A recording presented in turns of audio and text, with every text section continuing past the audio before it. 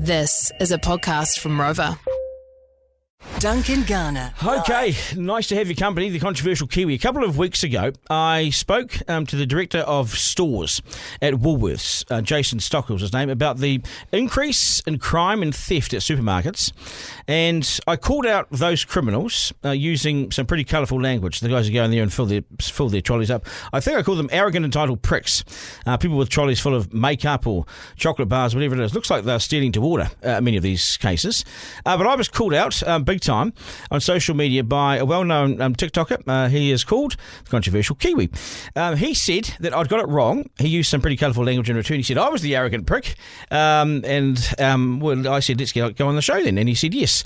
Now, if you don't know this guy, he's built up a pretty massive following by calling out supermarkets for their high prices, much of that I agree with actually. And it got me wondering, maybe he had a point. Was I being too harsh calling those who steal arrogant, entitled pricks? So we've got him on the program. I'm used to getting a bit of shit, so I can deal with a bit of stick. It goes with the territory. So I'm open-minded as well. I want to hear what his side of the story is.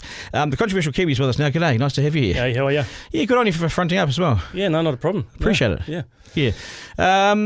Okay, so I called them, in that here at the moment, the arrogant entitled pricks, the guys that go in there, fill their trolleys up with Whittaker's chocolate bars or makeup, whatever it is. Looks to me like it is to order.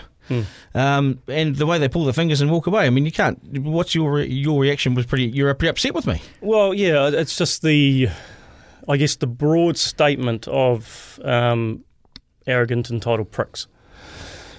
It's a generalisation, isn't it? It's a generalisation. Yeah. So there's no doubt that there are people that are stealing alcohol and things like that. And, yeah, they are arrogant, entitled pricks. Well, you agree with me? I agree with that part of it. Right. But there are many people that are still struggling. I totally agree with you on that. And they shouldn't be in the same category as arrogant, entitled pricks. Did you see the full video? No, I didn't see the full video, but I saw enough to look at it and go, you probably should have made it a bit clearer about who you were talking about. Yeah, that's a fair point. But also, the full video, if you see the full video, there is context around it as well. I'm not sitting here saying that poor people aren't stealing, it's only these prats. A lot of people are, and because they need to, they're struggling. I get that. Yeah. There's not an excuse for it, but I understand it. So I get the wider point. And perhaps you just saw the statement as a generalisation when if there was a wider video to it as well, that maybe you missed. Yeah, but you've got to understand why some of these people are doing what they're doing. So my inbox is absolutely chocker of some horror stories, sad stories of people that are really, really struggling. And these people are going into supermarkets, and I'm not condoning stealing. I'm not condoning that at all. But they'll go into a supermarket and they might take some nappies, or they might take some formula, or they might take something like that to actually feed their children. I'm not saying that's right, but they've been put in a position to have to do that. You can understand it more.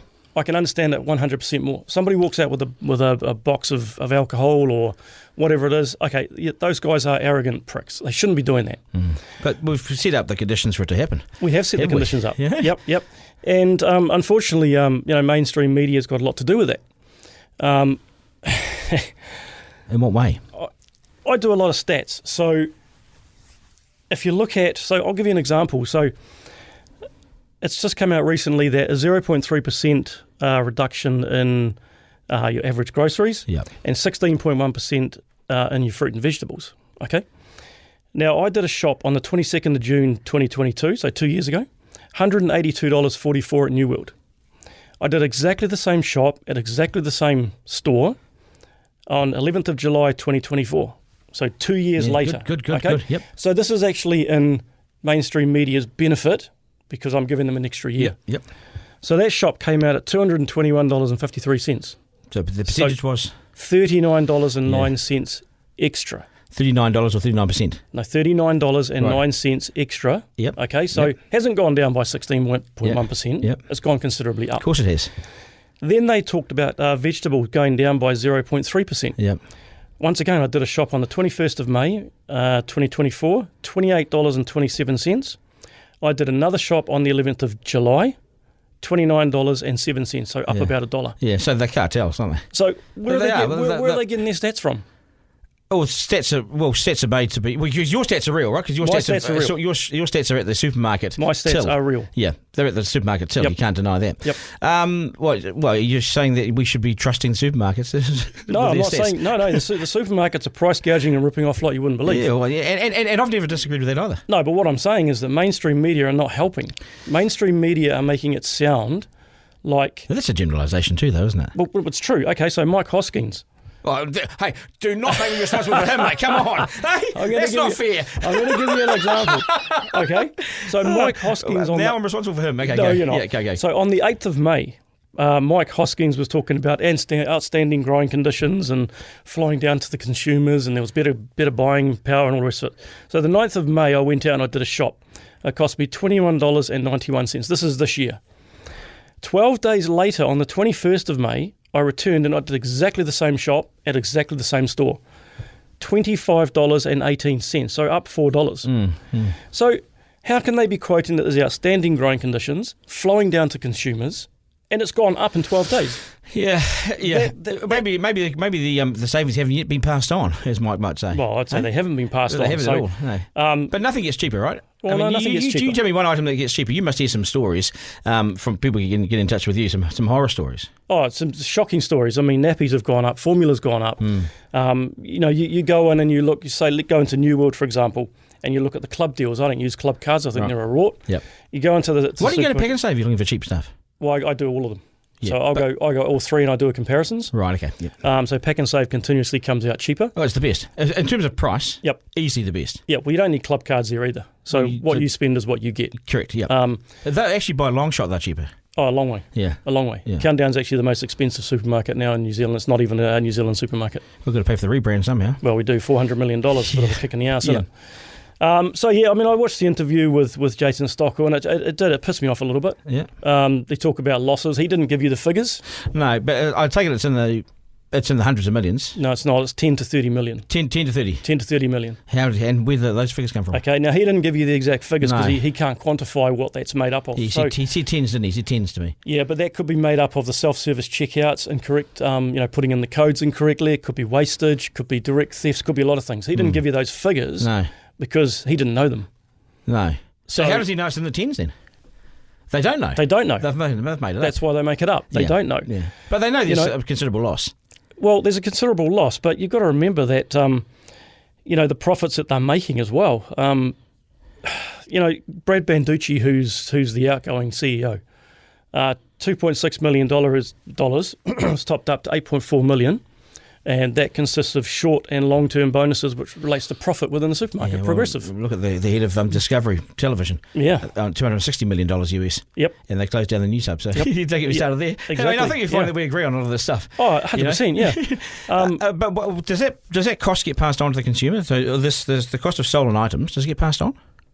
Well, they're covered under insurance. Yeah. So, you could look at it and say, well, they're increasing the prices to cover that, to cover their insurance premiums. But at the end of the day, the costs or the information that we're hearing out there about the economy's coming right and inflation's coming down, it's just simply not true. You see, I looked at the security and the surveillance that goes on in the supermarkets, and there's a big New Zealand firm that does it called Aura, and don't get me started on that. Yeah. So we've got you started on that. We'll finish you on this one first. Yeah. And so they got involved in. There was a lot of nappies going missing out of a supermarket, so they tracked it.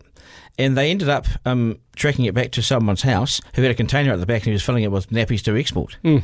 That's an arrogant, entitled prick. 100%. But what I'm saying is that you can't put everybody in that category. Yeah, I think that you thought I was putting everyone in that category. Maybe. Well, I think everybody thought that. Well, read the comments. Yeah. Well, that's not what I meant. No, I know, and that's why I wanted to come on and clear it up. It was that there are people struggling in New Zealand. Oh shit! I mean, we know that. I mean, there's people that message me and they've got two incomes. They're on good income. They struggle to pay their rent. They struggle to pay their mortgage. They can't buy food. They absolutely struggle. So do you think stealing's justified then? No, stealing is never justified. I mean, I don't. So what's your suggestion to them how to get around it? Well, let's look at the supermarkets for one. Let's start passing those costs back down to the consumer, which is what they're supposed to be doing. Now, they're not doing that. I went and did another shop last week, and I went into New World, And I did that comparison actually that I did there, which I should have mentioned, 221. That was on their red ticket label. So their, what do they call those labels? The best buys or whatever they are? It's all the puffery and the marketing around it too. I mean, the supermarkets, you don't need them to be as flash as they are. No. You don't need them to be the way it's marketed the way it is. No. No, I mean, you look at club cards, for example. People go and use their club cards. They think they're getting a discount, but it's enticing them into the store to buy more. Now, I've done comparisons with club cards as well, and I've done a shop with a club card at New World. Do they work? No, they don't work because I did exactly the same shop at Pack and Save. I don't do any of these because I don't trust them. No, I did exactly the same shop at Pack and Save, and it was cheaper at Pack and Save with no club card. With no club card. Well, their club card's a permanent club card. It's just built in the pricing. Is this? Yeah. Yet these are the same companies that own these different stores. Well, I mean, Foodstuffs obviously own New World and New World, Pack and Save and Foursquare. So they own the top end and the bottom end. Yep, and then obviously Countdown is Progressive, which is Australian owned. So they're buying the same products, you would think. They have the same buying power, so the same products go into the supermarkets, but one's priced differently to the other. Well, New World have slightly different buying power because Pack and Save have the buying power of a pallet, whereas New World have a slightly less buying power. So that's why they're increased slightly, but not to the tune of $30 or $40 per shop. What about security guards who don't have any powers at all? They stand there and they sort of direct the traffic as they're stealing the stuff. They direct them as they go out.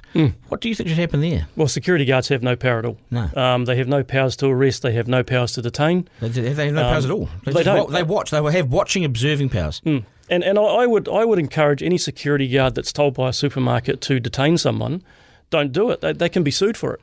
Well, they don't do it. Well, some of them do. I've seen footage. Who does it? Well, I've seen footage on TikTok, for example, where some securities have done it. Oh, supermarkets, outside the warehouse. Where? Well, but outside supermarkets? Yep. Because my understanding of the policy is don't touch them at all. No, but they do, and they can be sued for it. So if a security guard tries to detain you and you tell them to let you go, they have to let you go. They've got no legal powers. So the security guards are in a no-win situation, really. They've got no powers to do anything and they can't do their job. Do you think they should have powers? 100%. They should have powers of arrest? They should have more powers than what they have now. What's the bloody point otherwise? There's no point at all. I mean, my view is that you're wasting your money. The supermarkets are wasting their money having those guys at the front door.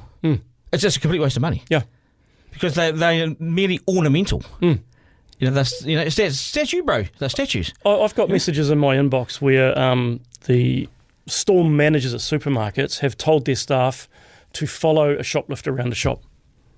Now, that's just antagonising. To do what? Exactly. You can't do anything. It's antagonising. It infuriates the person that's doing the shoplifting. They should be in Wellington lobbying for greater powers, if anything. They should be. But then the supermarket workers should not be put in that position where they're being told to follow an offender around a shop. It's absolutely ridiculous.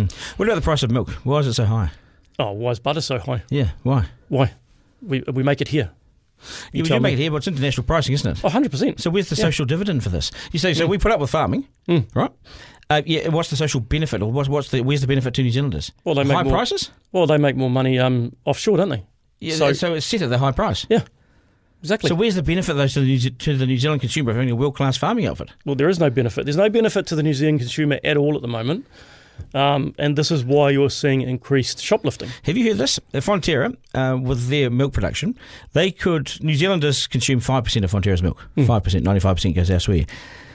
Given that, you could almost say Fonterra could give it to us for free, forever, and not be affected by the profit margin much at all. 5% of the market's us.